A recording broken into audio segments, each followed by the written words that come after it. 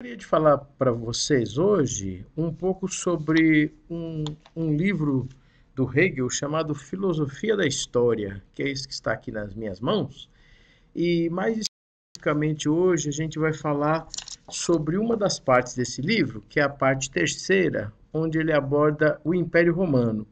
E ainda mais especificamente a gente vai falar sobre o capítulo 4 e um pouco sobre o capítulo 5, onde ele fala respectivamente sobre o cristianismo e sobre o Império Bizantino, né? Esse texto do Hegel, como alguns de vocês já devem saber, na verdade são lições, né, que ele escreve sobre esse tema de filosofia da história, onde ele vai exatamente mostrando um pouco da sua visão, né, sobre a história no contexto do século XIX, onde ele chega até a ideia de um saber absoluto na sua era, e onde ele vai fazendo um percurso da história da humanidade, né? Começando pelo Oriente, né, que compreende um bloco grande, depois ele passa a falar dos gregos, que é um outro grande bloco, e esse terceiro bloco falando dos romanos.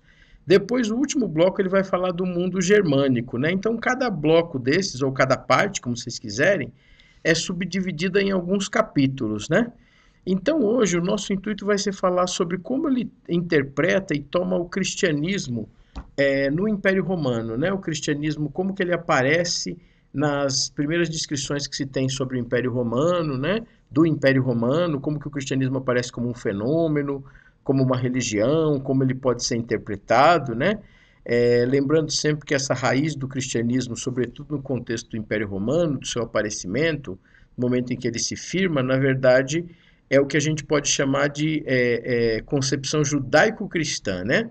Sempre lembrando que os primeiros historiadores do Império Romano sempre tomam bastante o cristianismo como algo da herança judaico-cristã, né? Alguma coisa que vem dessa herança. Então, muitas vezes não é à toa que a gente vai ler essa expressão judaico-cristã, né? O cristianismo, ou seja, o cristianismo sai do judaísmo, né? Ele é uma parte do judaísmo, né?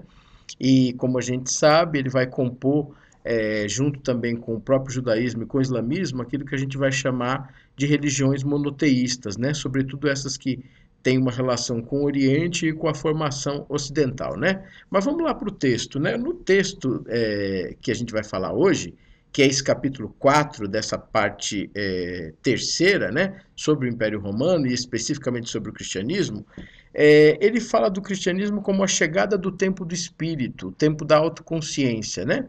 Se a gente notar, a gente já vai perceber aqui que está todo um linguajar hegeliano já, né?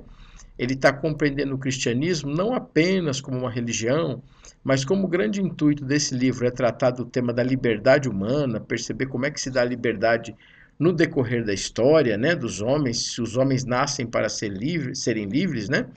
E então ele vai pensando como que essa história da liberdade se faz. Por isso que ele começa lá pelo Oriente, onde ele não vê a liberdade existente, começa pelos gregos, onde começa a surgir alguns lampejos, depois nos romanos, até ele chegar ao mundo moderno germânico, onde ele vai achar que é o ápice da liberdade, né? E aqui a gente começa a perceber que ele vai tratar bastante da chegada do tempo do espírito. Essa expressão, ela pode ter uma certa ambiguidade com a própria ideia religiosa, né? Que fala de chegada do tempo do espírito, isso pode ser compreendido como espírito, também como um dos elementos da Trindade, se assim quiser, né? Da figura do Espírito Santo. Mas é interessante perceber que para o Hegel aqui, a chegada do espírito é a chegada da autoconsciência, né? E a autoconsciência, portanto, é um processo subjetivo, interior do homem, né? Então, vamos dizer assim, a marcação, a coisa que ele ressalta é essa, vamos dizer assim, é uma compreensão com o linguajar hegeliano, com o linguajar idealista da época, do que viria a ser o fenômeno do cristianismo, né? Então, essa coisa que ele chama de autoconsciência, no fundo, é um aprofundamento da interioridade, um aprofundamento da própria consciência, a consciência como algo que é comum a todos os seres humanos e que cada ser humano também tem a sua consciência individual. Então, por isso se fala autoconsciência, né? Nesse texto, ele vai ainda falar um pouco sobre o que ele chama de disciplina, né? E vai fazer uma relação da disciplina da cultura, né? Aquilo que forma a cultura humana é uma disciplina, né? Ou seja, a gente é treinado, educado, a gente de alguma maneira passa por um certo processo de disciplina, de ajuste, né? A gente não vive mais de acordo com os ditames apenas nossa natureza, mas a cultura acaba aparecendo como uma espécie de segunda natureza, né? E ele liga essa coisa da disciplina com uma palavra bem típica do cristianismo, né, e da herança cristã, que é a ideia de discipulado. O discípulo é aquele que foi disciplinado, né? O discípulo é aquele que passou por uma disciplina, passou por um processo de formação, por assim dizer, né? Então, só para a gente perceber como é interessante essa leitura do Hegel acerca do cristianismo, né? Um outro momento interessante é quando ele vai falar no texto de duas marcas que são marcas da compreensão cristã. Uma delas é a ideia de pecado original. Ele vai falar bastante sobre o pecado original, né? Ele vai falar muito sobre o tema do pecado original, como uma marca dessa concepção judaico-cristã, né? Que mostraria que os homens estão todos corrompidos, em declínio, né? Que os homens não podem alcançar certas coisas pelos seus próprios esforços, que eles estariam apartados da verdade. Isso é um ponto, assim, vamos dizer, de formação da própria herança judaica e que depois passa para o cristianismo, também para o islamismo, né? Essa ideia do homem rompido com a verdade, a marca de um pecado original. E junto com o pecado original, ele fala também de uma ideia do paraíso, né? E é curioso porque essa ideia do paraíso mostra o lugar onde nós estávamos por inocência e agora não estamos mais, agora somos conscientes, temos autoconsciência, né? E então, na verdade, é meio paradoxal, porque o paraíso não é um lugar onde devemos almejar, mas é um lugar de onde saímos pela nossa consciência, pela nossa autoconsciência. E é o lugar que nos permite sair rumo à liberdade, né? E então, no paraíso, né, o Hegel vai rememorar um pouco essa tese, o homem era como inocente, era como um outro animal qualquer que vivesse no paraíso. Ele não tinha sua consciência espiritual. Ele vivia apenas nos ditames da natureza, como viveria qualquer outro ser vivente naquele contexto, né? O Hegel rememora aqui teses que a gente pode encontrar, por exemplo, também num texto de Kant chamado Começo Conjectural da História Humana, onde ele vai exatamente exaltar essa capacidade, né, de conhecer do homem, sempre implica em perder certos paraísos, né, em perder certo lugar. Então é muito curioso porque não é para que os homens vivam numa fase idílica em busca do paraíso, né, mas é para que reconheçam a sua capacidade humana, exatamente que foi aquilo que os tirou do paraíso, né? Então, assim, é muito paradoxal porque ele percebe o tema do pecado original como uma marca da finitude humana, vamos dizer assim, e ao mesmo tempo o perder desse paraíso que fica para nós agora apenas como está, porque nós não vivemos na estrita animalidade, somos humanos e nós somos conscientes, né? Nós somos autoconscientes, nós temos inteligência. Então, por isso, não somos como qualquer outro animal. Então, notem, né, que essa é uma versão muito interessante, porque é uma versão ambígua, né, que daria para a gente aproveitar o Hegel em várias, vamos dizer assim, possíveis interpretações. Tanto numa interpretação que o aproxima mais dos temas do cristianismo, como exatamente numa interpretação que o afasta mais, né? A depender da hermenêutica que se utiliza, porque ele está usando essas coisas não para falar de teologia, né? Nem o pecado original, nem a ideia do paraíso, mas para falar de liberdade, para falar de escolha, de possibilidade, né? Para falar da vida que é tipicamente humana, né? Então isso é bastante interessante, né? E ele fala, por exemplo, sobre conhecer, né? Que conhecer significa sempre ultrapassar certos limites, né? Conhecer significa conhecer a partir de si, né? A partir não apenas do que está exterior, mas a partir daquilo que está, vamos dizer, no nosso interior, né? Nesse mesmo sentido, a gente vai encontrar alguns temas aí presentes também, né? Por exemplo, o tema da Trindade vai aparecer bastante, né? Onde ele vai ter que falar muito do Logos, né? O tema da Trindade implica em falar do Logos, por exemplo, a gente não consegue muito falar da Trindade apenas a partir dos textos bíblicos, né? A gente só consegue falar da Trindade, na verdade, a partir de categorias que são gregas, né, e portanto filosóficas, né? Então, quando a gente vai lendo esse texto do Hegel, a gente vai percebendo o quanto ele utilizou de filosofia para falar de categorias bíblicas, né? O que também aconteceu com os primeiros pais da igreja, o que também aconteceu no período medieval, Só que ele vai dando uma interpretação moderna para isso, com todo um linguajar idealista, né? O linguajar das coisas da consciência, vamos dizer assim, e em busca sempre daquilo que seria a essência humana, que é a liberdade. A mesma coisa aparece quando ele vai falar, por exemplo, do Deus Uno, quando ele vai falar da Trindade, quando ele fala dos milagres, né? Que são temas muito difíceis e que nem sempre podem ser compreendidos, vamos dizer assim, à luz de uma racionalidade pura, né? Implicam em conceitos de fé e tudo mais, mas a gente vai notando que ele vai tentando sempre encadear, e para o Hegel, isso é muito importante frisar, o cristianismo é uma religião eminentemente racional. Ele é uma religião que proporcionou aos germânicos chegarem até o seu modo de filosofar. Sobretudo o cristianismo com o qual Hegel lida mais na quarta parte, que é o cristianismo que advém da reforma protestante. Ele é um cristianismo, aos olhos do Hegel, bastante racionalizado. A gente não pode esquecer que o Hegel começa os seus estudos, né, suas primeiras leituras, como um estudante de teologia. E ao começar os seus primeiros trabalhos como estudante de teologia, a gente vai encontrar trabalhos onde ele está falando de Jesus, onde ele está falando dos discípulos, onde ele está falando da igreja primitiva. E ele está sempre tentando compreender todos esses aspectos a partir, vamos dizer assim, de um horizonte racional.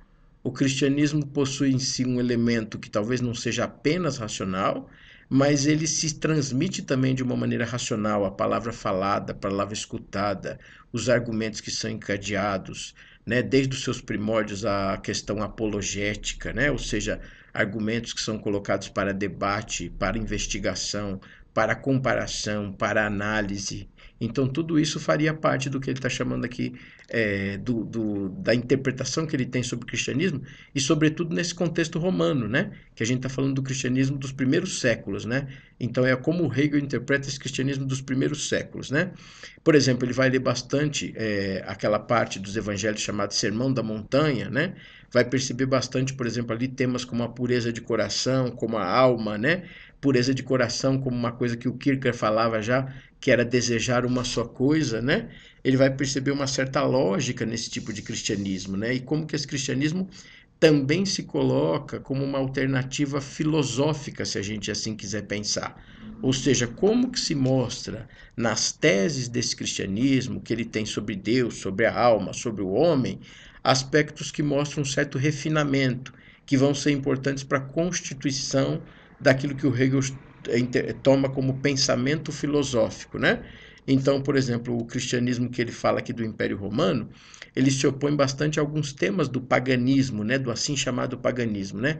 E o que viria a ser o chamado paganismo? O paganismo está muito ligado com a religião do homem, com a religião da natureza. E o Hegel está sempre pensando aqui o cristianismo muito numa chave da religião do espírito. Então é claro que já teria elementos do espírito nos gregos, nos romanos, mas é como se o cristianismo viesse aos olhos do Hegel a, como é que eu poderia dizer, a incrementar um pouco mais isso, né?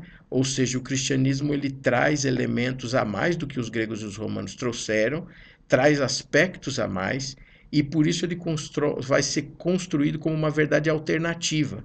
E uma verdade alternativa que também merece ser considerada em contexto ocidental, ou seja, para a formação do pensamento ocidental. Por isso, cristianismo e paganismo, como ele pensa aqui, estão em mãos opostas, mas ao mesmo tempo estão dialogando. O cristianismo também está tirando muito das suas reflexões a partir dos gregos e dos romanos, né? O cristianismo é essa mescla um pouco do mundo oriental com o mundo ocidental, né? Que é bastante complexo, né? Dá para a gente gastar muito tempo pensando sobre isso. E no âmbito do Império Romano, sobretudo, o cristianismo está aparecendo com esse fulcro, né? E está recebendo críticas, né? Críticas, por exemplo, do Celso, que foi um pagão romano. A gente pode pensar nas críticas, por exemplo, que até Santo Agostinho teve que responder na Cidade de Deus contra os pagãos, né? Onde o cristianismo era acusado de ter ajudado na derrocada do império. Então ele começa a mostrar como que o cristianismo pode ser uma alternativa filosófica, ética, moral, política, né? Então isso tudo vai começando a aparecer e o cristianismo é um elemento central para o Hegel, e sobretudo no contexto germânico na sua versão protestante, para a constituição da filosofia hegeliana, né? Sem ele não existiria a filosofia hegeliana, não existiria o modo de pensar o indivíduo, a liberdade, o direito, né? Então vários desses pontos são importantes. Então o cristianismo para o Hegel é eminentemente um projeto racional, isso é importante que a gente ressalte, né? Então ele compreende o cristianismo como um projeto racional. Tanto é que a crítica que o Hegel vai receber depois, no próprio século XIX, ou já no século XX, de alguns intérpretes que falam a partir do cristianismo, ou de uma interpretação dele, é que o Hegel teria racionalizado excessivamente o cristianismo, né? Ora, se ele recebe a crítica de que ele teria racionalizado excessivamente, significa que o seu cristianismo era racional. Né? Se a crítica era justa ou não era justa é uma outra questão, né? Que a gente precisa investigar com mais tempo, né? Aí vão aparecer temas aqui, por exemplo, como esse cristianismo racional e também, por exemplo, o reino divino, né? A organização que aparece em torno do cristianismo, né?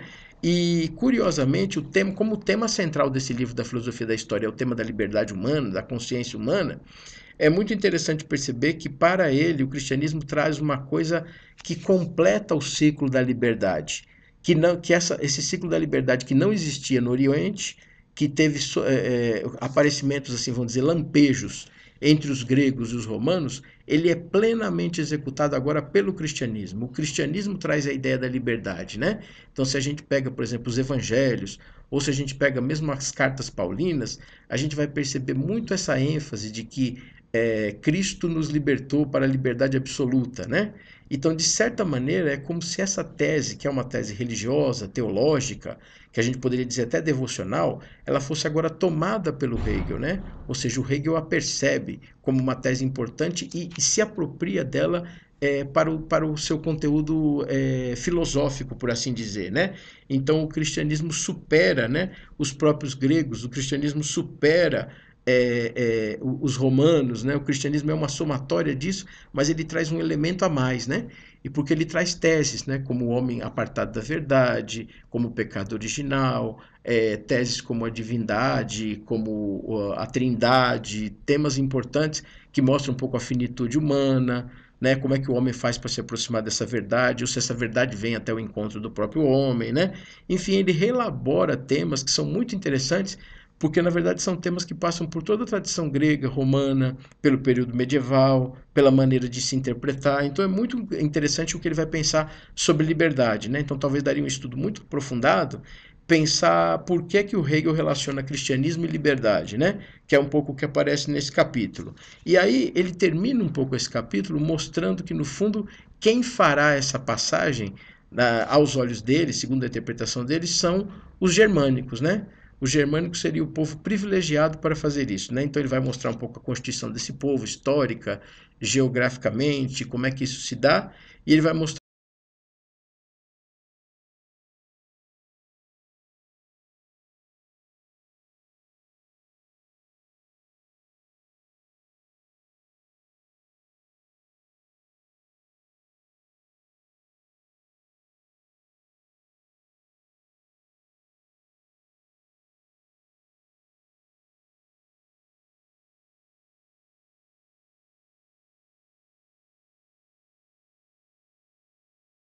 o cristianismo, e é bem interessante a gente pensar isso como